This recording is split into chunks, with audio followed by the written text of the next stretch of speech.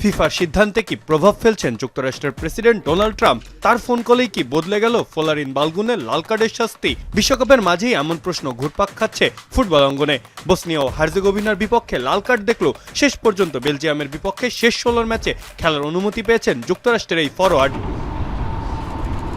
বসনিয়ার বিপক্ষে ফাউল করার ঘটনায় ভিএআর পর্যালোচনার পর শাস্তি স্বরূপ সরাসরি লাল কার্ড দেখেন বালগুন। নিয়ম অনুযায়ী এক ম্যাচ নিষিদ্ধ হওয়ার কথা থাকলেও পরে ফিফা জানায় সেই নিষেধাজ্ঞা 1 বছরের প্রবেশন মেয়াদে স্থগিত রাখা হয়েছে। ফলে বেলজিয়ামের বিপক্ষে মাঠে নামতে আর কোনো বাধা থাকছে না তার। লাল কার্ডের সিদ্ধান্ত নিয়ে অবশ্য শুরু থেকেই নিজের অবস্থান পরিষ্কার করেছেন বালগুন। It's totally unintentional, which I'm sure a lot of people know.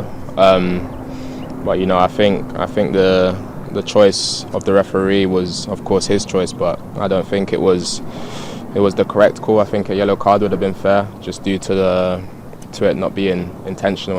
এদিকে বিদেশি কিছু গণমাধ্যমের দাবি, বালগুনের লাল কার্ড পুনর্বিবেচনার জন্য অনুরোধ জানিয়ে হোয়াইট হাউস থেকে সরাসরি ফিফা সভাপতি ইনফান্তিনোর সঙ্গে যোগাযোগ করা হয়েছিল।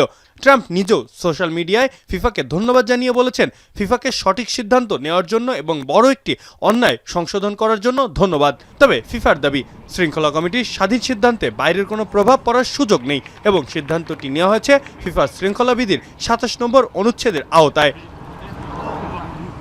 তবুও থামছে না বিতর্ক। ট্রাম্পের ফোন কল আর সিদ্ধান্ত পরিবর্তনের সময় মিলিয়ে প্রশ্ন উঠছেই, এটি কি নিছকই নিয়মের প্রয়োগ নাকি পর্দার আড়ালে ছিল রাজনৈতিক প্রভাব? মাহফুজা আহমেদ, এখন।